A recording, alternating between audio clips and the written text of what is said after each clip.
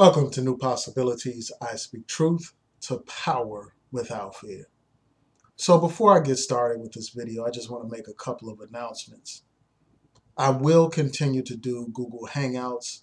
They will start at the end of this month. So I hope that you all can be there to watch those Google Hangouts. I will make announcements as I book people to participate in the Google Hangouts. And I want to hear from you. Who do you think I should interview? I want to interview new people about new topics. So I welcome your feedback. I welcome your suggestions. Now, the second thing that I wanted to announce is that I'm going to start a new channel. Actually, I already have the channel up, but I haven't posted any content to the channel. So I plan to post content. Hopefully this weekend I'll be able to post content to that channel. So I want you all to subscribe to the channel ahead of time. I will include a link in the description box. That channel is going to be different from this channel. The primary difference is this.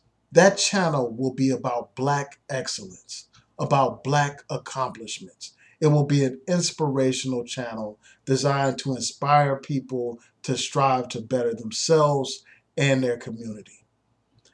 It will be positive stories. I mean, so often we hear about the negativity in our community. We hear about the violence. We hear about the drugs. We hear about police brutality and these different problems that we face, and those things should be discussed. But we also need to take our time to recognize the accomplishments of our people. We also need to take our time to accept responsibility and to uplift positive examples in our community. And that's what I plan to do with my second channel, New Possibilities. So I'll have another channel, the link is in the description box so that you all can subscribe to it ahead of time. Again, I plan to post content this weekend. So let's talk about this story right here. This morning I was on Facebook and I came across a story in the Washington Post about a man named Brandon Russell, a white supremacist. This man is charged with possession of unregistered destructive devices and unlawful storage of explosive devices. This man is a neo-Nazi. He has made comments in chat rooms threatening to kill people, threatening to blow up places. Investigators found guns in his residence. They found ammunition. They found bomb-making materials, from what I understand. This man had white supremacist propaganda in his residence. And this man also had a framed photograph of Timothy McVeigh. For those of you who don't know who Timothy McVeigh is, he's the man who blew up a federal building in Oklahoma City, killing over 100 people. So here you had a situation. So this man has been arrested and he's charged with the crimes that I cited before. And when it came to the issue of him being able to be released on bond, the judge allowed this man to be released on bond. This judge found that he did not believe that there was clear and convincing evidence that Mr. Russell would pose a threat to the community. This judge who made this decision, he's a U.S. magistrate judge, and his name is Thomas McCall, in a federal court. So despite the fact that this man has guns, despite the fact that this man had bomb-making material and he knows how to make explosives, despite the fact that this man is threatened to kill people and blow up buildings, and he's inspired by a known terrorist, a man who killed over 100 people, apparently this judge said, well, none of that matters. There's no clear and convincing evidence that he's a threat to the community. I mean, this is unbelievable. And this is a prime example of white privilege. I mean, had this man been a Muslim with guns, with explosives, with ammunition and propaganda promoting jihad, do you think they would let him out on bond? Do you think they would let him out? Obviously not. They would have labeled him an enemy combatant, and they may have deprived him of his rights to even have a trial. If this man was black, imagine what would happen. We know what happened to the Black Panther Party. We know what happened to the MOVE organization in Philadelphia. They may not have even arrested this man if he was black. They may have just assassinated the man right on the spot if he was black. But here they are saying that this man doesn't pose a threat. And this is just another example how authorities don't take white supremacists seriously. They don't view them as a real threat. In fact, it creates the message. It sends the message that fighting against these white supremacists and racists is not a priority.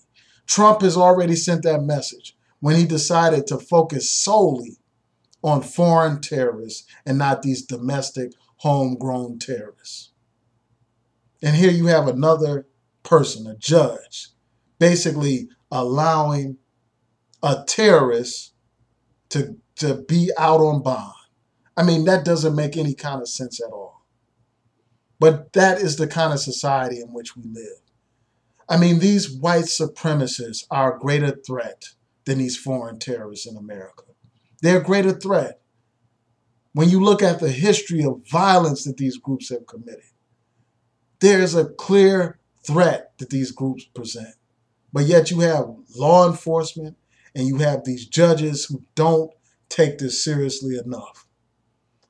I mean, how many more examples of white supremacist terrorism do we need to have before these judges and law enforcement personnel wake the hell up?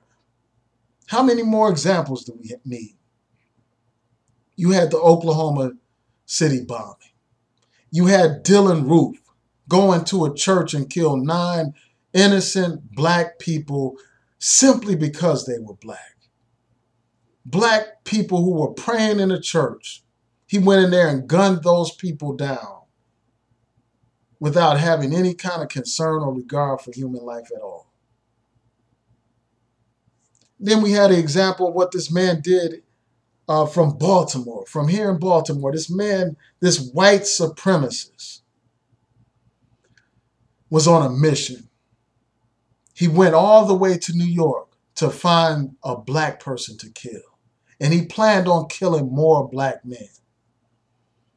This white supremacist stabbed an older black man to death. And that black man's only crime was being black. You had a case of that guy, Jeremy Joseph Christian, who was harassing and abusing 2 women because he thought they were Muslim or because they were Muslim. He was taunting them, abusing them, verbally attacking them. And when 3 people tried to intervene to prevent that insanity, that white supremacist proceeded to stab all 3 of them, killing 2 of them. And then you have the case here in Maryland, where a brother in the prime of his life, a brother by the name of Richard Collins III, a brother in the prime of his life, on his way to get a degree. And what happens? He's minding his own business, and a white supremacist by the name of Sean Urbanski stabbed that brother to death, snuffing out his life. This brother was on his way to graduate, on his way to a successful career in life, and a racist snuffed out his life. How many more examples do these judges, do our federal government, how many more examples do they need before they realize that this is a serious problem? Our biggest threat, and there are plenty of reports that establish this, the biggest threat in terms of terrorism are these white supremacist groups. And their victims are not just black people. Their victims are people of many different races and backgrounds. They target Muslims, they target Jews, they target black people, they target immigrants. They target anybody that's different from them. And the fact that you don't have a judge take this stuff seriously is a disgrace. It's a travesty of justice. So I just had to express this view. And I mean, and the fact that you have a Trump administration that doesn't view fighting these white supremacist groups as a priority, I mean, it just tells you how far to the right the Trump administration is. I mean, the fact that they even have white supremacists working in that White House speaks volumes in and of itself. But this is the country in which we live. This is an example of white privilege. An example of how, just by the mere fact that this man is white, that the system gives him a break. The system gives him all kinds of passes. I wouldn't be surprised if they don't even sentence this man and they just give him probation. I wouldn't be surprised at all, because this is the kind of society in which we live, where white people, no matter what they do, are given the benefit of the doubt, and other people are sentenced harshly and mercilessly, without any kind of mercy. That's how they treat black people. That's how they treat other people. But when it comes to this white man, they have special privileges, special treatment, and yet these are the same people who complain about black people fighting for things like affirmative action. So I just had to get this off my chest, man. This is a disgrace, and I think that people need to write to court and protest this decision. From what I understand, there's some motion for reconsideration that's going to be filed or something like that. I don't know if it's been filed, but they plan to file such a motion. And in the meantime, I think that this person is still behind bars. But I will continue to follow this. We need to track these types of situations, and we need to hold these judges accountable. So those are my thoughts. Tell me what you think. Please rate, comment, and subscribe. Peace.